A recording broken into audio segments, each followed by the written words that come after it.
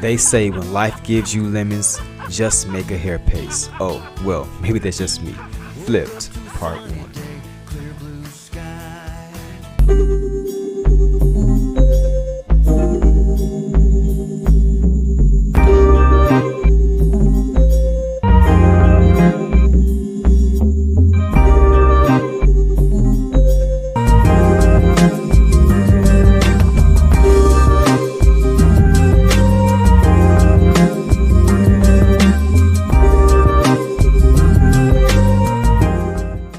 Before I start this video, I want to say something to you, the listener.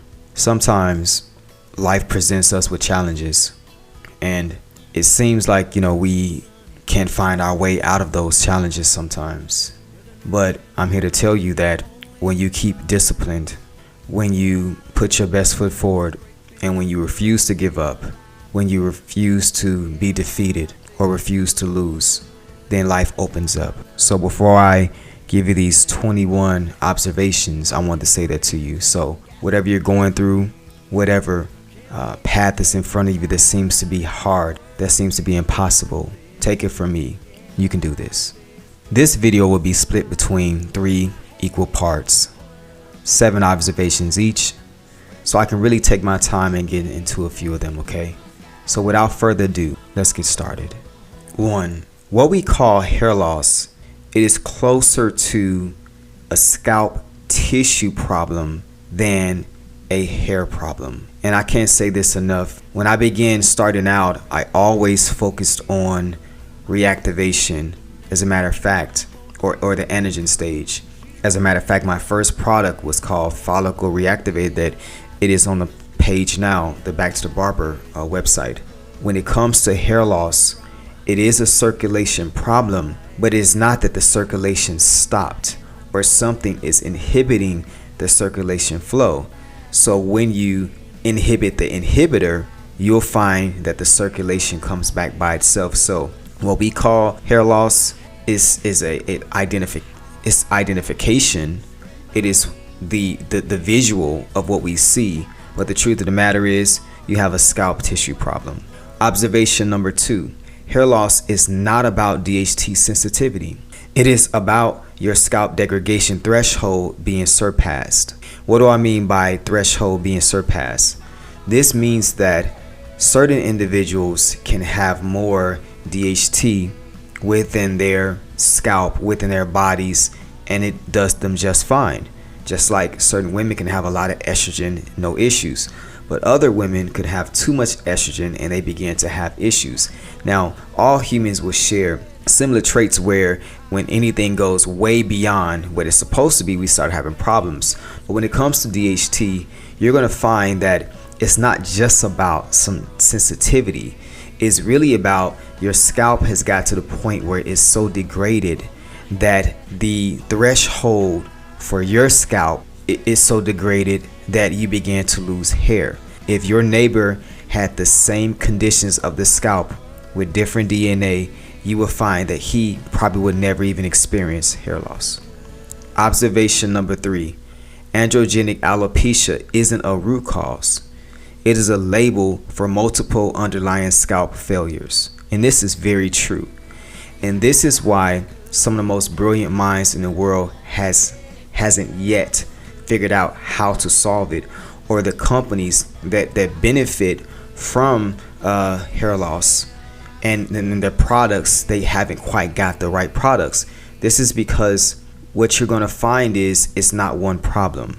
The root cause function, if you can call it that, would be circulation restriction. But that circulation restriction comes in so many different type of pieces. It comes with fibrosis. It comes with plaque and wax. It comes with sebum oil. It comes with inflammation. It comes from androgens and DHT. It can come from tension. All these things would have to be solved at the same exact time or in a sequence for you to not have androgenic alopecia, which is a umbrella term for when all of these things go wrong around the same exact time. Number 4, DHT is not the enemy. It behaves more like a response signal, not the origin of damage. And I found out this pretty early because I realized that the boy with more DHT, what I mean by boy is young man, 19 years old, has more DHT than a 39-year-old, yet he has a head full of hair. And that really stuck with me. But way more than that, through research and through my own experiences, I found that DHT just seems to be some sort of steroid that is attracted to the root wound that will be in the lower dermal layers of the scalp. It is attracted to infection, inflammation, irritation, and DHT is impotent, so when it gets around the follicles, they can't grow. Observation number 5. Hair doesn't grow from the scalp. It grows through it. Now, this is one of those strange ones because really from an anatomy perspective, it's wrong. But when you think about it from a bro science perspective or just from a visual perspective, you'll see how powerful this belief is, this analogy is. When you can assume that the hair kind of splices or the hair kind of pushes through the actual scalp skin, then one thing should come to mind. And what is that? How can I make my scalp skin so spongy, so moist, so soft that the hair can cut through it? And that is the key to hair loss restoration. And that is the opposite of the alpha scalp. It is closer to the omega scalp, whereas the alpha scalp is prostate dominated. It is hard. It has a lot of contents in it, like the second head and fibrosis, androgens, right? Tension. The omega, your sister's scalp, is totally different. It is soft. It has all of its circulation, no restriction through skin layers and through plaque and through fibrosis.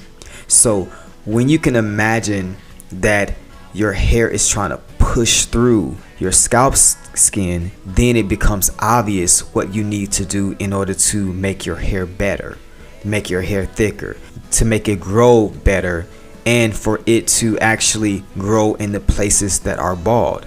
Your scalp tissue needs to be omega. It doesn't need to be alpha, because when it's alpha and it's fibrotic and it has the skin layers and it's DHT and it's tension and all this other stuff, when it is a marble, when it is a bowling ball, the hair cannot get through. Observation number 6. Hair strands are not separate. They are extensions of scalp tissue. This one was a doozy for me because I always thought of the scalp as something and the hair as something else. As a matter of fact, number 5 says the hair doesn't grow from the scalp but through it, right? But this gives you a different analogy to look at it. It's kind of the same but different, which is hair strands are not separate.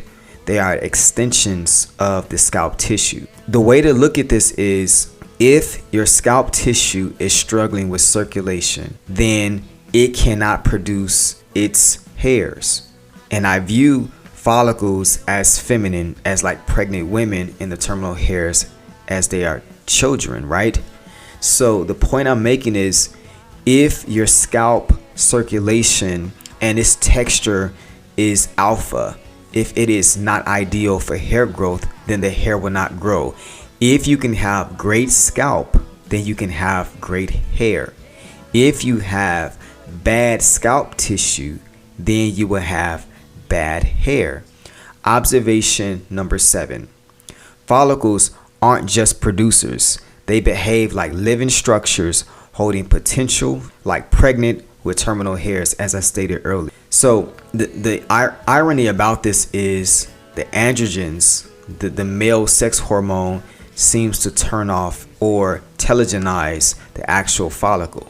But when you look at the follicle, as I explained previously, it acts as if it is a womb and it is birthing a terminal hair. And when it becomes too stressed, that is through androgen stress, that is through tension stress, traction stress, that is through chemical stress, that is through any type of stress that you're given it, even stress of starvation, when it can't get its circulation and its resources, then it cannot properly feed its baby. It cannot properly feed the terminal hair that it is protecting. Also, when the terminal hair is in a follicle that is under inflammation, infection, irritation, then the follicle is attempting to protect its child from the body itself, because now the body's saying, it looks like you have a problem here. I'm going to let you handle it because you have immune privilege. But if it gets too bad, I'm going to jump across. And a lot of times, what we've been taught that DHT is attacking the follicle or the immune system is attacking the follicle, it's not. It's attempting to attack what is attacking the follicle, but what that causes is hair loss. Stay tuned for part 2 when I get into number 8.